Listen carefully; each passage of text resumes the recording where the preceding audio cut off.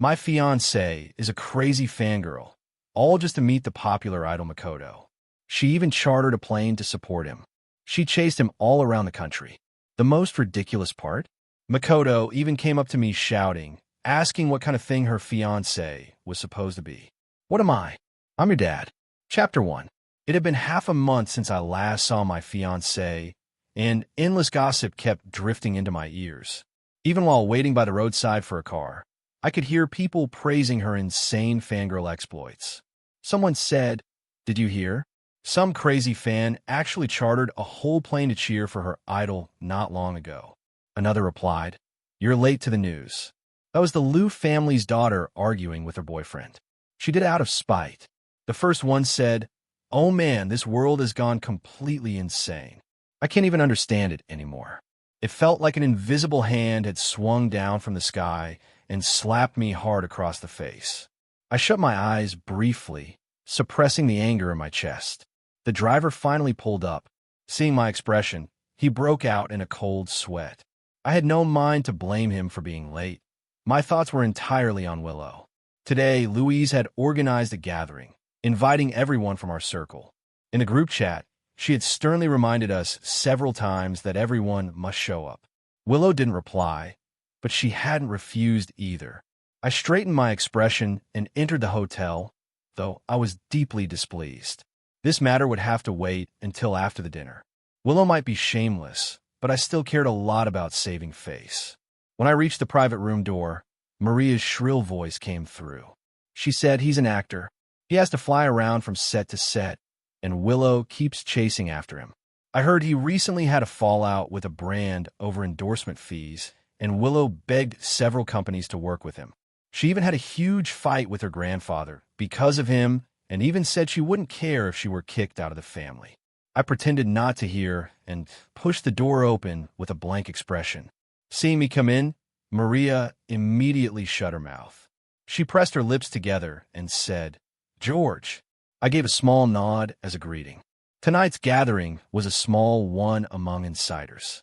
The private room only had 8 chairs. Louise, the one who organized it, and Maria, who had just been gossiping, were already seated. 4 others were lounging on the sofa, playing cards. The only one missing was Willow. I had barely exchanged a few words with Louise when Willow pushed the door open and came in after half a month without seeing her. And yet, Willow still carried that same air of aloof elegance when facing me. She sat down beside me gracefully, helping me rinse the cups and plates. It was a far cry from the image Maria had painted of her, recklessly chasing after idols without caring about anything else. I cast her a glance, and some of my anger eased, but I hadn't expected that. Halfway through the meal, there was a knock at the private room door. A man dressed in a teddy bear costume walked in. His clumsy steps were almost comical. Beneath the oversized costume head, he held a large bouquet of fresh flowers tightly in his arms. In the other hand, he clutched a plush Labu, making him especially eye-catching. The moment he appeared, Willow's body stiffened slightly. Her expression instantly shifted into one of surprise. But Maria was the first to speak. "Wow, those flowers are gorgeous. Little handsome guy, are you here to confess to me? But if you want to chase me, don't bother with flowers. Just hand me a hotel key card instead." I was speechless. Maria's words always sounded casual, but in truth, she had never even had a boyfriend. She simply loved verbal sparring. The man looked flustered, but his eyes never left Willow. In a hoarse voice, he said, "Today is our store's anniversary event. We randomly selected a young lady to participate. These are the prizes." Sure enough, Maria immediately fell silent. Luis was already displeased. He had organized this gathering, and now some uninvited stranger had barged in. He pulled out his phone at once, ready to contact the restaurant's manager. Just as the man was about to be left embarrassed, Willow suddenly stood up. She waved her hand and said, "All right, I'll participate." She didn't even spare me a glance before quickly following the man out. The whole thing happened so abruptly that by the time anyone reacted, the private room door had already closed. Silence fell instantly, the atmosphere frozen. Everyone turned their eyes toward me. studying my expression. I slowly picked up my chopsticks, reached for the pork knuckle dish that nobody had touched yet. I said, "This dish is pretty good." The moment I spoke, the tension in the room eased, and people rushed to agree with me. Maria blinked her eyes and said, "It is good, George. You should eat more. If you like it, I can even learn how to make it for you next time." I set down my chopsticks and replied, "The dish is good, but I don't like eating it." The room sank back into that eerie silence. I no longer felt like continuing the meal, leaving behind just one sentence. "I'm leaving first." I walked out of the private room. Chapter 2. After I dialed Willow, the call was hung up. I stared at the text message she sent me. It read, "Hubby, I've got something urgent." I let out a short laugh. Urgent? Since when does playing cosplay with someone count as an urgent matter? I'd known Willow for 16 years. Calling us childhood sweethearts wouldn't be an exaggeration. After we came of age, our two families simply went with the flow and arranged the engagement. It was supposed to be a powerful alliance, and Willow had never objected. But now, pulling the stunt of meeting her true love, that was nonsense. I directly called her grandfather and explained the situation with a bit of exaggeration on my end. Old Master Lou was so furious, he started coughing repeatedly. After that day, I hadn't seen Willow for a long while, but I heard she was severely scolded by her grandfather. All the resources she had thrown at that celebrity were completely pulled back, and there was no more news about her and that star. My family was satisfied with this outcome, but I hadn't expected that someone dissatisfied would come directly to me. Every month, I host a party, both to strengthen connections and to provide a networking spot. This month, it was on a cruise ship. I rarely looked at the invitation list myself. My secretary usually handled it, but who would have thought? This time, Willow's lover managed to sneak in. Inside the ship, there was a bar. A few close brothers and I were watching scantily dressed girls dancing energetically on stage. The girls were barely in their early 20s, but even in such an environment, the starlight in their eyes couldn't be hidden. I was enjoying the show when suddenly a thin man stepped in front of me. He said, "Mr. Wong." The moment I heard that voice, I recognized him. It was the man in the mascot costume from that day. He looked down at me with furrowed brows, his eyes filled with disdain and contempt. I was completely baffled. "What the hell? Who the hell are you? Can't you see you're blocking us?" David, with his hot temper, had just been enjoying the show. He nearly kicked the guy aside. The contemptuous voice rang out. The man said, "I am Makoto." David looked at me as if to ask, "Do you know him?" I shook my head. He glanced around at the others after confirming that no one recognized him. David suddenly stood up, shoved him hard, and cursed, "What the hell is wrong with you? Get this clown out of here." Security. David hadn't really meant to hurt him. Makoto was only pushed back a bit, but clearly he wasn't one to back down. He swung his arm and actually managed to knock David over. I rubbed my forehead. David wasn't the type to retaliate over every slight, but he definitely bore grudges. This wasn't going to end easily. Sure enough, a few of my buddies beside me stood up, and David directly grabbed a wine bottle. Just as David was about to explode, Makoto sneered and said, "George, if something happens to me on your turf, Willow will hate you for the rest of her life." Makoto's voice was confident and arrogant, absolutely certain of his words. I almost laughed out loud. I couldn't care less whether Willow hated me or not, but I still held David back. If it came to a grudge, it wouldn't be good to drag Willow into open hostility with him. If they wanted to settle scores, better do it after we left the ship. Makoto had clearly come straight at me. After persuading David and the others to back off, I finally faced him directly. He stood there half a head shorter than me, thin with delicate features. Hard to imagine Willow liking this type. "Must be the fan filter at work," he said. "Willow doesn't like you." I smiled. And then, as if he hadn't expected my reaction, Makoto froze. Then righteously, he said, "It's all because of you." Willow was scolded by her grandfather. She was so upset. She suffered because of you. And yet, you act like nothing happened. I locked eyes with him and said each word clearly. All of this is only Willow's own fault for being so cheap, cheating, and throwing herself at someone. We're all adults, and adults must pay the price for their choices. The word cheating struck Makoto right in the heart. His expression changed instantly, and he reacted strongly. You and Willow are only a business engagement. Willow isn't cheating. I chuckled. By your logic, business engagements don't count as cheating. Then you must be brainless to talk without thinking. Let me give you some advice. Don't make yourself too pathetic. Losing your teeth and living off a woman is one thing, but if you're acting like a dog, all you'll ever get are leftovers. Makoto's face flushed red and pale in turns, his chest rising and falling violently. I leaned back lazily on the sofa, no longer looking at him, my eyes drifting past him to the girl still dancing on stage through clenched teeth.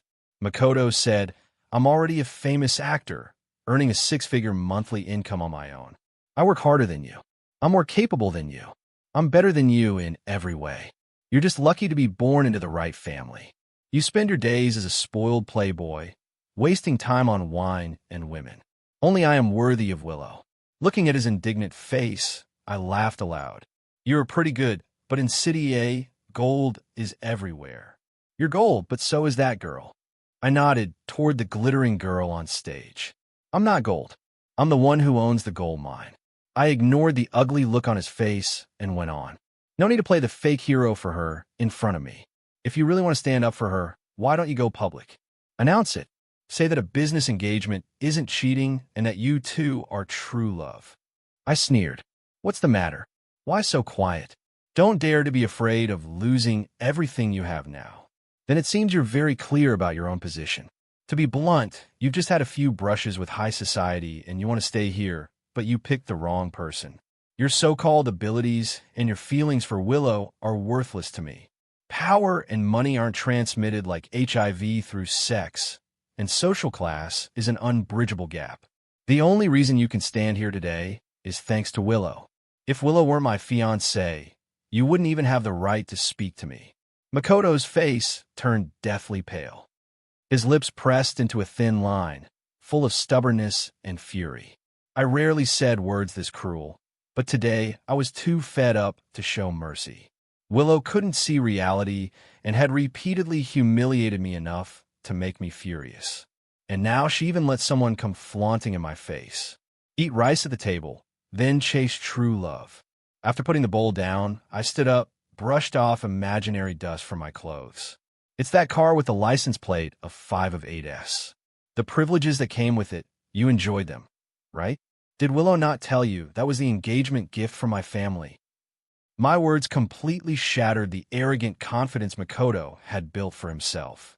The matter of him and Willow had stirred up the entire city. They drove that Bentley with a 58 plate all around City A, appearing on every major street, the envy of City A's top family, spending a fortune to buy a luxury car for her idol just to fulfill her fangirl dream. Even outsiders were guessing she might sever ties with her family for him. But I knew she wouldn't. She didn't have the ability. I walked out to the deck. Even though I had hosted countless banquets like this, my appearances in front of everyone were extremely rare. Usually, I stayed in the cabin with a few friends or napped alone on that exclusive bed. The point of these gatherings wasn't the games, even my own place. Getting me to show up in person was rare. I stopped in front of the first mate, leaning on the railing. I said, "Stop the ship." The first mate looked confused, clearly not understanding. I said, "Turn back." After those words, I turned and went back to the cabin.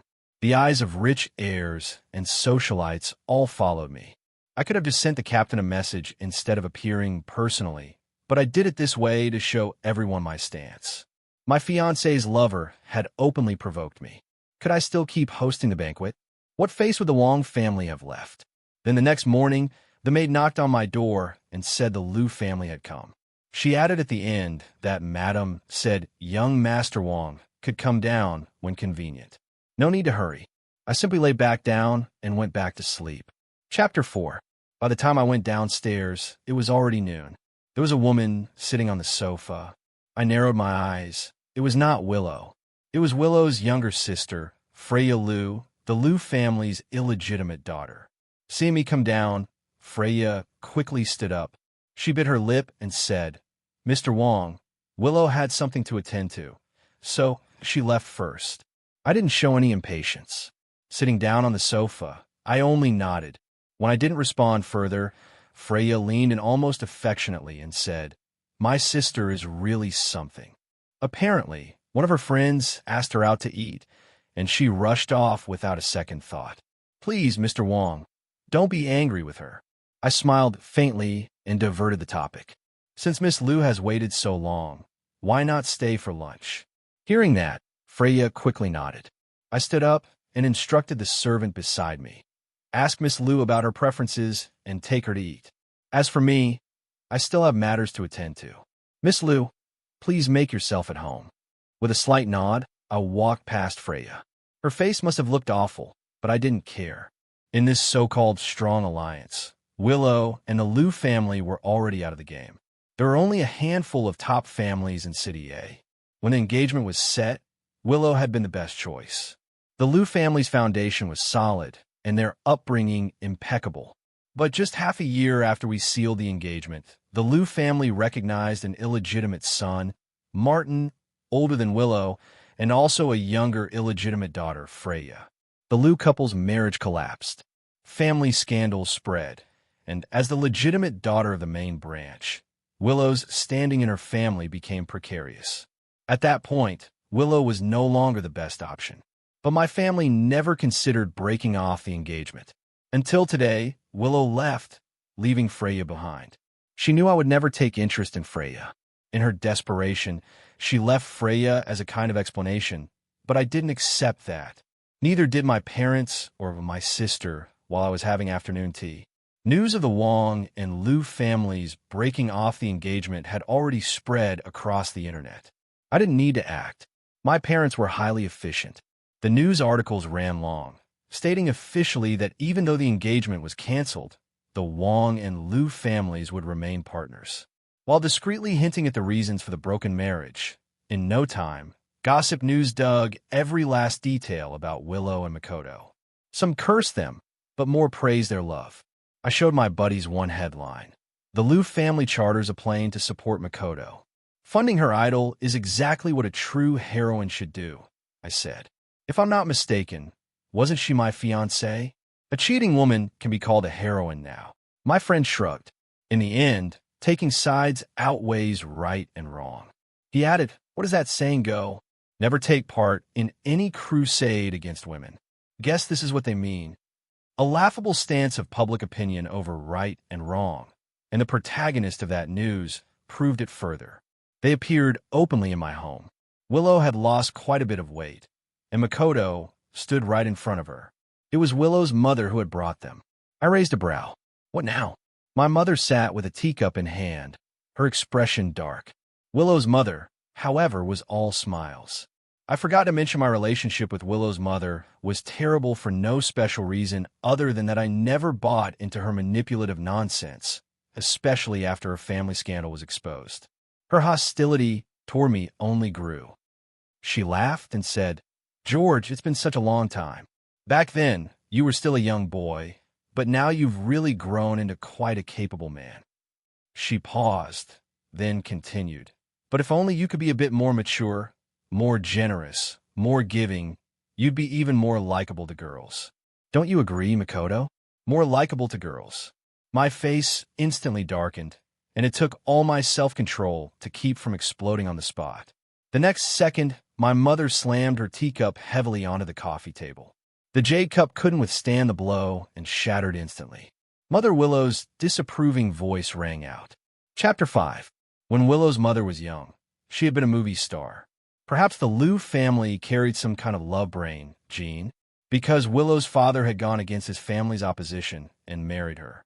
But as it turned out, not long after the wedding, Willow's father found a mistress and brought back 2 illegitimate children. Maybe because the love of her youth had burned too brightly, Willow's mother could never accept this betrayal. For those who live solely on love, once love is gone, they are left with nothing. Her whole temperament changed. She acted as if the whole world owed her something. Unable to bear seeing others living happily, and since my family was indeed very happy, whenever people mentioned the alliance between the Wong and Liu families, someone would inevitably compare my mother to her. Willow's mother had been stewing with resentment for a long time.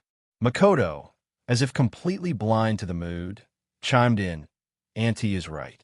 A man should have some breath of mind. Bang! Before he could finish, my mother hurled the teapot to the floor near his feet. Hot water and tea leaves exploded together with the shards, splattering by Makoto's shoes. She scolded, And what the hell are you? You think you have the right to pass judgment in my house. The living room fell silent. From upstairs came the sound of a door opening. A moment later, my sister appeared at the second-floor railing, quietly watching the scene below without speaking. The atmosphere was unbearably tense. Makoto, startled, dared not speak. Willow closed her eyes briefly. Willow's mother, indirectly targeted by my mother's words, turned red and pale by turns. Willow bit her lip and said, Auntie, I came today to apologize. This was my fault. You watched me grow up, and I always treated George like an older brother. Even in such a situation, Willow managed to keep her tone calm. But as soon as she finished, mocking laughter came from upstairs. My sister said, Our family isn't lacking for a so-called little sister. What? You want the Wong family to be your crutch, Willow? If you're apologizing, then show some sincerity. Willow raised her eyes upward. Her gaze clouded. She gave a cold snort and said, The joint Wong-Lu digital product launch will be postponed for half a month. I studied her without speaking. Willow kept her eyes on my sister, but I could feel my sister's gaze resting on me the whole time when I didn't respond. After a moment, my sister spoke slowly, not enough. The living room fell silent for a long time, just as I was beginning to grow impatient. Willow finally spoke again. At the end of the month, Lu Corporation will withdraw from the project. I raised a brow and gave a faint smile. The Lu family is really willing, aren't they? Before she could reply, I leaned back and looked at this shameless woman. Since your mother brought you here to apologize, then get on with it. Don't waste my time. Willow stood up, and Willow's mother followed unwillingly. But Makoto wasn't having it. He ground his teeth and shouted, George, don't push it too far. Willow has already made such huge concessions. I looked at him with amusement. If you don't like it, you're free to leave. Willow tugged at Makoto's sleeve. Makoto, don't say anything more. Makoto sighed and stood up. Willow stood before me with her mother and Makoto behind her, watching them bow their heads and apologize to me. It was laughable. I had underestimated Makoto, overestimated Willow, and underestimated the sheer force of being love-struck. She must really think that giving up some benefits and offering a shallow apology would make this all go away. If love is so important to them, then losing something shouldn't matter, right? As Willow's family left, Makoto was the last to go. He glared at me with furious eyes and declared that he would remember today's humiliation. I shrugged. Go ahead. If you can remember it for a lifetime, that just means you've got a good memory. Chapter 6. Willow and I came to an agreement. The Wong family would no longer make things difficult for her, and she could focus on her internal struggle with those illegitimate siblings. But even without my interference, without the Wong family's support, she had no real advantage against an illegitimate child. I heard that the broken engagement completely shattered old Master Lu's faith in her. Understandable. Idle chasing. Calling off an engagement. Northwest matter. Close. No one could endure endless humiliation and disgrace. Makoto was riding high, basking in the spotlight. Everyone in the circle knew he was about to marry the Lu family. As for Willow and me, I had become the clown. Of course, no one dared show in front of me. But this was the first time in years that anyone could laugh at my expense. Makoto deliberately avoided me. But who knew David would end up inviting both of us to the same party? Today, David said he had invited that dancing girl from before. I was still a little interested in those starlit eyes. But as soon as I arrived, I saw Makoto in a suit. He was surrounded by people, clearly the center of attention, laughing so hard he couldn't even close his mouth.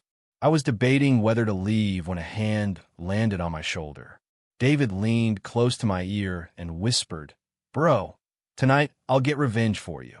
I frowned, don't. But before I could finish, David had already grabbed a bottle of champagne. He shook it hard with his thumb on the cork and aimed it at Makoto. He shouted, Good evening, everyone. Tonight, we're honored to have the male lead of Airplane Gate, Makoto, gracing us with his presence. Let's all welcome him. David's voice drew everyone's attention. Under the dim bar lights, Makoto's face visibly darkened. No one cheered, only David. The rest whispered among themselves. David shrugged. Since no one else wants to welcome Mr. Ito, I'll do it myself. With a sly grin, he popped the champagne cork with a loud bang. At the same instant, Makoto let out a miserable scream.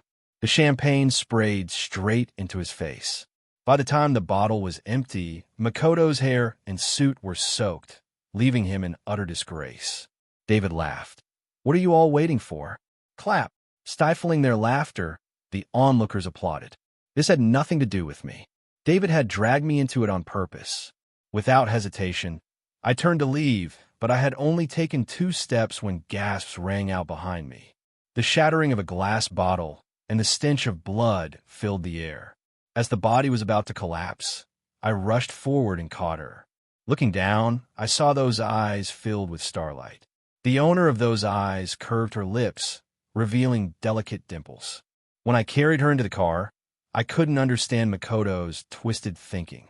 David had humiliated him. So why target me for revenge?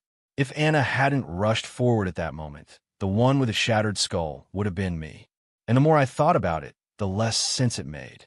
Did Makoto even realize what kind of price he would have to pay if he cracked my head open? While Anna went into surgery for stitches, I sat down in the waiting area. My parents and David's older brother all arrived. My mother checked me from head to toe, while David's brother finally breathed a sigh of relief. I didn't have to inform them. Something this big, of course, they knew immediately. David's brother came to apologize. Even though I wasn't hurt, it had all started because of David. As for the culprit, Makoto was sent to the police station along with David. For people like us, incidents were usually settled privately. Rarely did anyone actually get hauled into the station. I heard from my mother that Willow went to find Makoto. Even someone as hopelessly love-struck as her scolded him this time for the Liu family with their mistress scheming to climb into power. This scandal couldn't have come a worse time. But Anna refused to settle privately. She insisted on pressing charges against Makoto. That was my stance as well. From start to finish, I didn't show my face again that very day. I took Anna, stitches fresh in her head, and flew straight to Qatar. She had taken the blow meant for me, at the very least. I owed it to her to make sure she healed properly. Chapter 7. By the time I returned to the country, a month had already passed. Coincidentally, I ran into Willow and Makoto at the airport. I suddenly felt as if they were haunting me like restless ghosts. City, it was such a big place, and yet, here we were coincidentally bumping into each other. It looked like they were there to pick someone up. Willow's eyes fell on Anna, who was holding my arm. I glanced at Willow. If you stripped away the aura of wealth propping her up, Anna was in no way inferior to her. In fact, Anna was younger, with a better figure. Makoto looked at me like I had killed his father, fury bursting in his eyes. He wanted to lunge at me, but let Willow hold him back, almost as if on purpose. Through clenched teeth, he spat, "George, you despicable coward. So what if you were born with a silver spoon in your mouth? You're nothing but useless trash. If you got guts, face me head on. But no, you just hide behind others, pulling strings, scheming in the shadows. What kind of ability is that?" He went on. "You really think you're that great? What's there to brag about? Willow already told me everything. She always treated you as nothing more than a tool. Never once thought of actually marrying you, even if she had to go through with the engagement. She planned to have children with me and make you raise them." Willow's face flushed bright red. The idol she once worshipped now acted like a clown, flailing and shouting. It seemed her rose-colored filter was finally shattering. I laughed lightly. "Makoto, when you hold a position, you shoulder its responsibilities. Not everyone is as shameless as Willow, living off others and still daring to curse the hand that feeds. And if you two actually had a brain between you, you'd ask yourselves, am I really the tool? Or is she the Liu family's engagement tool? Remember this, Makoto. I only talk business, never feelings. So, here's a piece of advice. A simp ends up with nothing in the end. Makoto choked on his words while Willow kept her lips pressed tightly shut. I knew Makoto would never believe me. Love more than power intoxicates people. But once passion fades, how many can truly keep their original devotion? Right now, he was only out on bail, reporting to the police station every single day. I ignored them and walked toward the exit. As I passed Willow, I heard her call out to me, "George, have you been doing well lately?" My steps halted, even if we hadn't seen each other for half a year before. Willow had never once asked me how I was doing. I turned my head slightly, looked at her face, and spat out the word slowly, "Go fuck yourself." Then I dragged Anna, tense as if facing enemies, away with me behind us. Makoto's furious roar echoed through the terminal. Women really couldn't stop debasing themselves. Originally, Anna and I had planned to stay longer in Qatar. But my sister said the Liu family's internal war was reaching a fever pitch, and that my return now would add fuel to the fire at just the right moment. My people had been monitoring every move within the Liu family. Now Willow had the support of Old Master Liu and some of the branch families. Meanwhile, Martin and Freya had Liu father behind them. They had already resorted to bribery and all sorts of shady tactics, and somehow maintained a fragile balance of power. If I threw in some fuel now, the blaze would grow even hotter. At Qiong, I'd always held the title of president. Over the years, the company had developed decently, but it was still far from the level of top-tier corporations. Still, I was willing to wager everything Qiong had. I threw my support behind Martin and Freya. The day the news was released, the house phone didn't stop ringing. The Wang and Liu families were both industry giants. Other companies were all probing, wondering if the Wang family had switched sides and started backing someone else. My parents had already gone abroad, so the phone at home was only answered by the servants. I heard Willow went to see my sister. Less than half an hour later, she came out looking grim. I could easily guess what they talked about.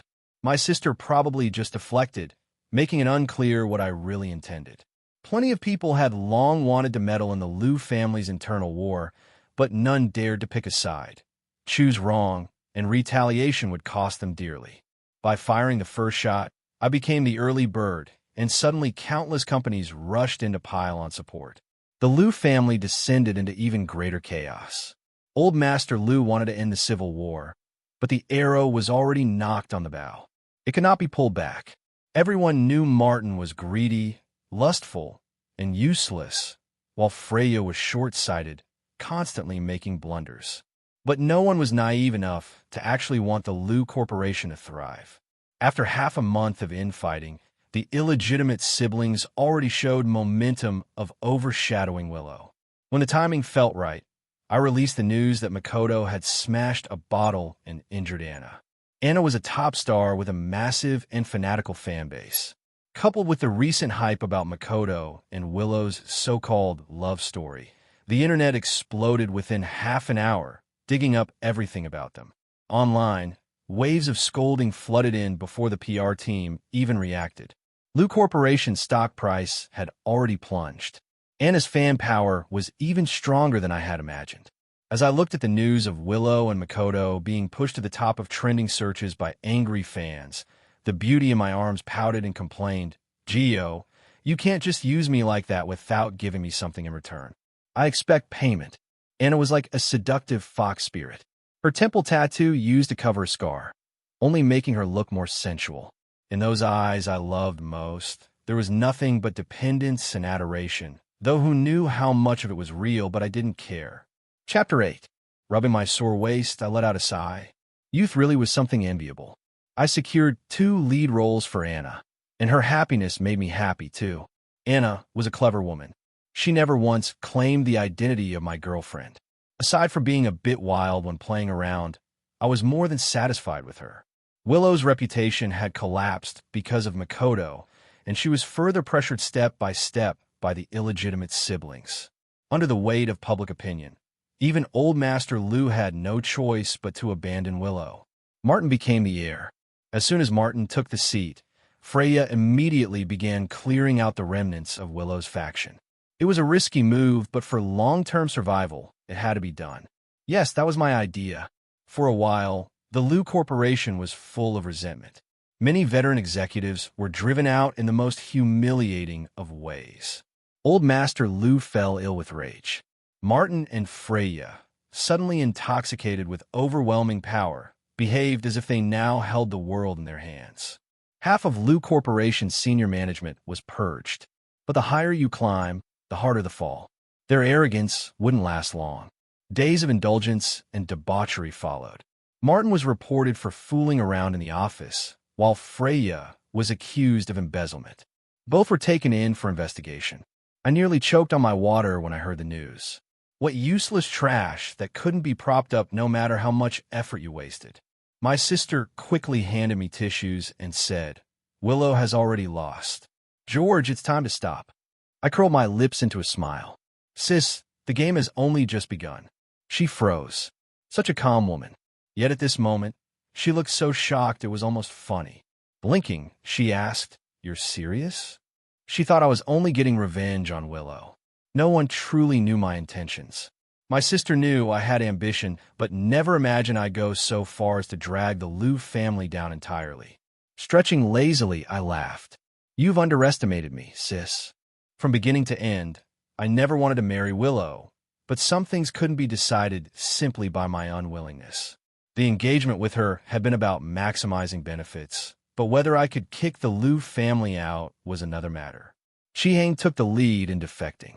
All the dirt we had collected on Liu Corporation exploded online like it was free of charge. Old Master Liu fell into a coma.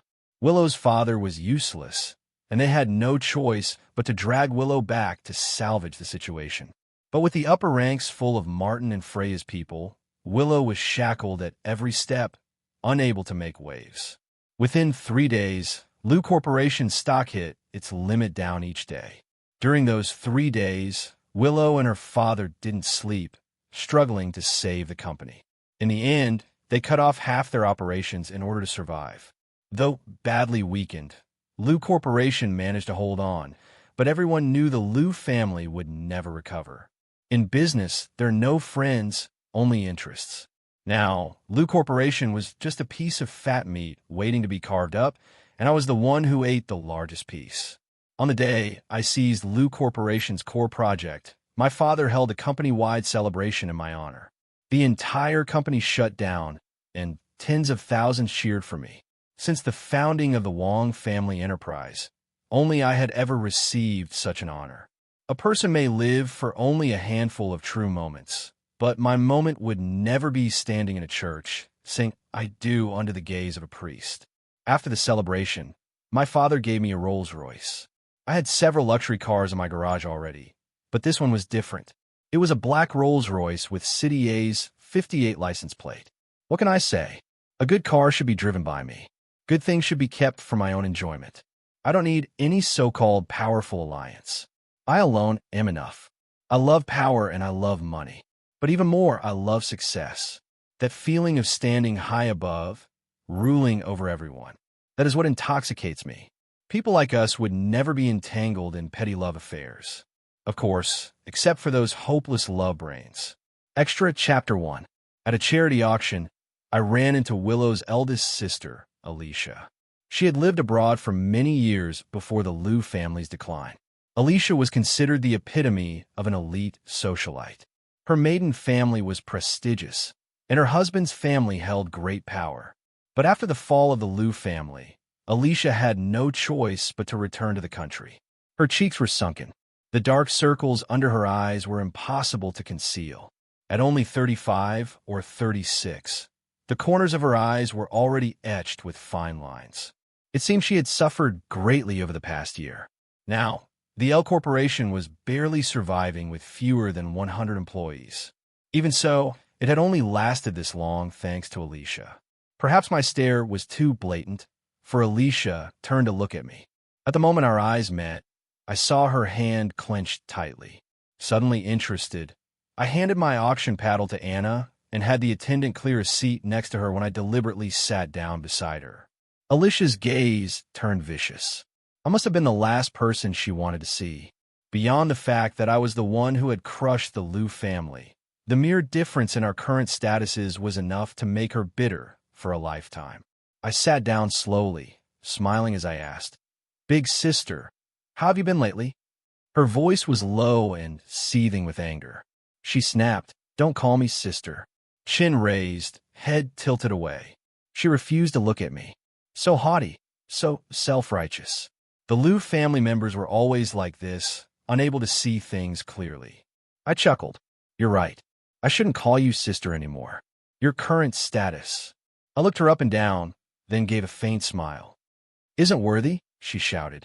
"Even in my downfall, I am still the daughter-in-law of the Sun family." Alicia could no longer restrain her temper.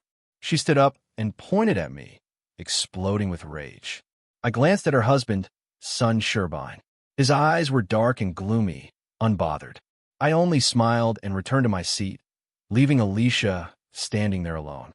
The center of unwanted attention to cut the weeds. You must pull out the roots.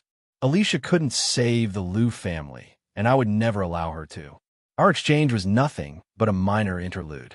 I kept raising my paddle, bidding on a jade plaque, and finally bought it for tens of millions. The next day, the media was once again filled with reports of me spending extravagantly for Anna. With countless voices praising our so-called love story, I was speechless. It reminded me of the time Willow had chartered a plane to support Makoto. Back then, the two were shining, praised as if their romance was epic and tragic. Suddenly, I found it all meaningless. I dialed Anna's number. I said, "From now on, don't contact me again." There was a long silence on the other end of the line before it finally dissolved into one sentence. "I want to be the lead actress and director Mu's new film, Extra Chapter 2. On the day Liu Corporation officially announced its bankruptcy, my Rolls-Royce with the 58 license plate was parked right in front of their office. The once grand enterprise had shrunk and shrunk until in the end it occupied nothing more than a small storefront. Inside were Willow and Makoto. They both looked utterly defeated. The former rich eyes and the once famous celebrity, now reduced to mediocrity, carried a faint trace of tragedy. But all I wanted to do was laugh. Laugh at the humiliation I once endured. Laugh at how Willow squandered a winning hand. Laugh at how being love-rained was more poisonous than drugs. I'm a man who always avenges insults.